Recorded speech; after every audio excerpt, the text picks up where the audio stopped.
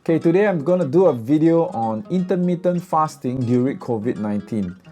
We are all stuck at home to prevent the spread of the coronavirus, but at the same time, I thought maybe I can help to share with you my experience on intermittent fasting, and I hope to bring to you the benefits, what you can do, and of course, what you can or should not eat. Okay, so let's get on to it. So the first one is the benefits of intermittent fasting. Number one, it makes you more alert. You have less of a brain fog. That means your brain is less foggy. You tend to remember things better, and you have the ability to focus more consistently. And number two, you have what we call autophagy. Is basically the removal of junk cells like proteins or molecules that have been built up in the system. Think of it as like a servicing. So if let's say your body has all this old junk, by going on intermittent fasting, there's a process called autophagy which removes or essentially cleans up the system inside your body. And number three is the promotion of growth hormones.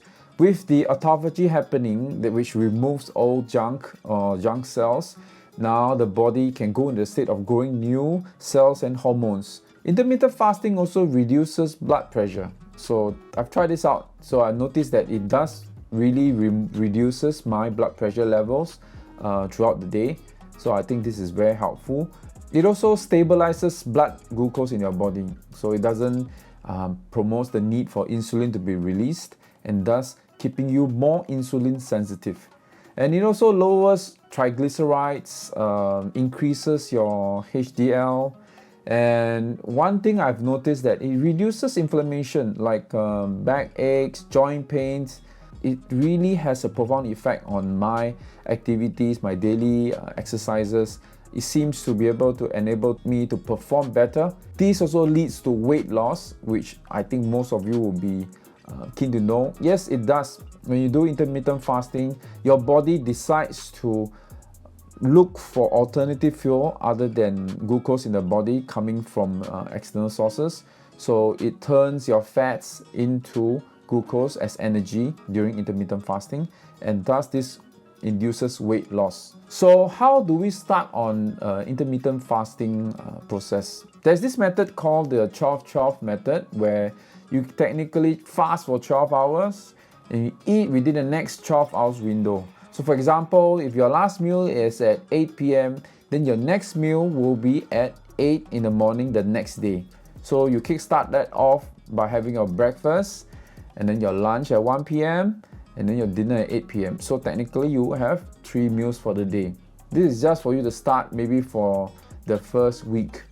Then as you progress to the next week, the second week, you can do the 18-6 method, which is 16 hours fast and 8 hours of eating window.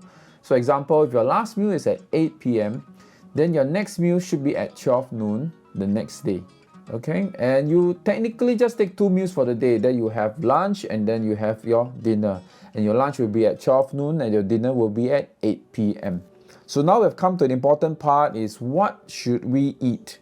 We should take more proteins, take more healthy fats in fishes, chicken, beef, pork, basically meats of all kinds, including ducks as well. Roast duck, roast pork, these are good alternatives or good sources for you to have during your meals.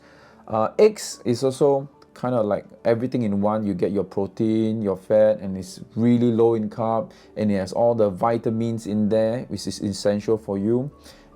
So you can consider that, taking eggs as well. Take real whole foods, not processed foods. So don't go for things that are processed or frozen, such as fish fingers or frozen nuggets. These are processed foods. You actually get more of other substitutes instead of real food, like when you take an entire pork belly or chicken. These are real foods. Okay, so avoid also all carbohydrates like bread, rice, pasta, and noodles.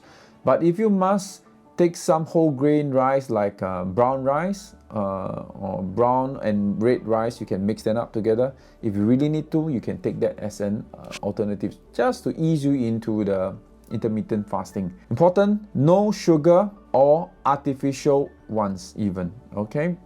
That is very important when you are on an intermittent fasting, because if you continue to take sugars, it will create a craving and thus will make intermittent fasting much difficult to do, and you are more likely to give up. So avoid all sugars and all carbohydrates, okay? Just to keep it to as much protein, fat, good fats and healthy fats as possible, and as low carbs and sugar as much as possible. Okay, if you want to take fruits, yes you can, you take the whole fruit, but never take fruit juice, because fruit juice essentially contains a lot of fructose, and that can also give you problems when you are on an intermittent fasting diet. Okay, this is something that I want to emphasize over and over again. Do not snack in between meals. Yes, you do not want to snack in between meals. You just want to keep it to the meals that you have for the days. Let's say the first method which you are doing, keep it 3 meals, or if you are doing the 2 meals, fine. Just make sure you do not snack in between the meal. Otherwise, this will not help in the intermittent fasting. The benefits will not come out as what you want, and weight loss will take a step back as well. So I hope this helps, and start off intermittent fasting during this period, and I hope you see some results.